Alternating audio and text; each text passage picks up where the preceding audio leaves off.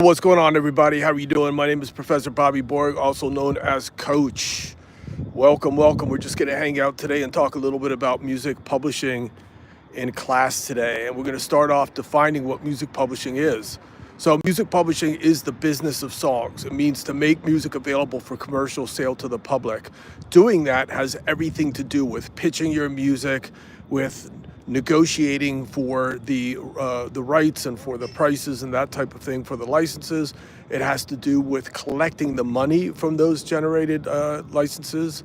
It also has to do with protecting your copyrights from infringement and so on. So as you could see, music publishing has a great deal to do with a lot of different things. Also, when we talk about music publishing, oftentimes we're talking about the rights in the song itself, known as the copyrights. So copyrights are the rights that justify legal protection of your song. So many times, in essence, when we're talking about a copyright, a lot of times people are talking about the song itself. And the reason why is because when you create a song, you're creating a copyright. A copyright is born in the United States with an exclusive bundle of rights under Section 105 of the United States Copyright Act. And those rights are the rights to reproduce. So you have the first right to reproduce that or to authorize anybody else to reproduce or copy that song. Number two, you have the rights to distribute or authorize other people to distribute that work. Number three, you have the rights to publicly perform that work or authorize other people to publicly perform that work. And number four, you have the rights to make a derivative of that work or to allow others to create a derivative of that work. And derivative is a little bit complicated to understand, but essentially what that means is that when you create a work derived from another work, so no one can take a piece of your song and make another song, or no one can, as many people know the word, sample your music and to create another song, or they can't interpolate it to create another song. The difference between sampling and interpolation is that sampling is when you actually pick up a piece of the master, so it includes both the song and the actual master recording. And interpolating is just where you do not use the master recording and you're just actually recreating the song and you're putting it into a new song. In either of those cases, you need to get rights from the original author and owner of that composition, okay? Now, we're also going to discuss today some of the exceptions to the exclusive bundle of rights, and one of those would be what's called fair use, and that is when the material is being used for certain purposes, like news reporting, or it's being used for critical parody, and those types of things. But this is a very, very complicated area to get into, and it's not advised for you to use other people's work and to claim fair use, because you potentially will get sued, and you probably don't have the same kind of money that other people have to fight a lawsuit. So you should probably not practice that at home. A couple of other exceptions to the exclusive bundle of rights is what's called work for hire. That is basically where you're hired to create a work, and the employer that's hiring you under the scope of employment is then going to retain the rights in that copyright. There's one other exception to the exclusive bundle of rights that you probably should know about too, and that is essentially what's called the compulsory licensing provision in the Copyright Act, Section 115. And what that basically means is that soon as you release your music, anybody else, and distribute it to the public, anybody else can use that song as well and put it on their record, as long as they obtain a license. They actually don't need permission. They can do it whether or not you like it or not. So what I'm referring to here is I'm referring to actually a cover song. So people can cover your song. So as soon as you release your song, people can actually cover it. They can do their interpretation of your song. But note that a cover song means that you cannot substantially change it. So you cannot substantially alter the lyrics or the melody. It then becomes a derivative, and it's no longer a cover. And remember, derivatives require licenses. So you have to be clear about the difference between a cover song and a derivative work, okay? Now, just finally, why is someone going to want to cover a song? Like, what's the point in that? Well, keep in mind that a song already has a great deal of equity built into it, right? So if someone has released that song, particularly if they made that song a hit, Just think about it, right? You now can sort of borrow that brand equity potentially to actually increase, the promotion of your own song.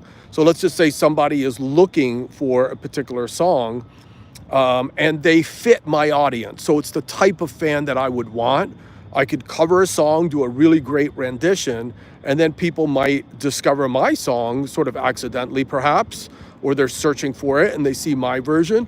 And maybe my version might be a little bit slower, or it might have interesting instruments in it, or they just might like my style, and boom, and then I carry over new fans, right? So just for fun, what are some really, really cool cover songs that we've all heard in the past and we've all liked? I personally think that Lana Del Rey's version of Sublime's song, Summertime. Is it Summertime? What is it called? It's some Summertime or something like that. Anyway, I love that one. That's amazing.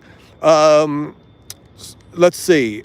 Smashing Pumpkins rendition or cover song of what is that song? Landslide, right? That is an amazing one as well. So there's been a couple really great cover songs that I like. In any case, what else are we going to be discussing in class today?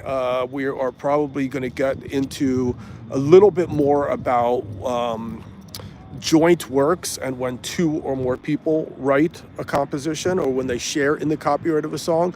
It becomes a little bit more difficult simply because now you have two parties that are dealing with the ownership in the same song. And just so that you know, when you compose a song with somebody, unless there's a written agreement that stipulates otherwise, all the parties are going to share equally in the composition, regardless to how much I write. So if I write 10% of the song and somebody else writes 90%, we're both going to own that song 50-50. Because that's what the law says as a default policy. So if you want it to be any different, you have to have it in a written agreement. And those written agreements are typically called split sheets. And by the way, if you guys want to know a little bit more about some of this stuff, I have a great video on split sheets on my video channel, youtube.com/Bobby Borg, that you guys should jump on and check out. But that's really, really important. Another thing that's very, very important to know when you write a song with someone else is the control of that song. So in other words, who is going to control that song, or how are you going to control that song? So let's just say, for example, I write a song with somebody, right?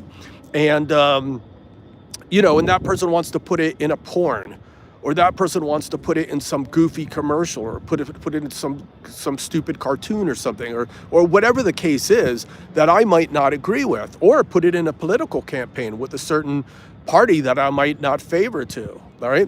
There needs to be an understanding about how that can be handled. Because again, by law, typically, any party can use the song itself, right?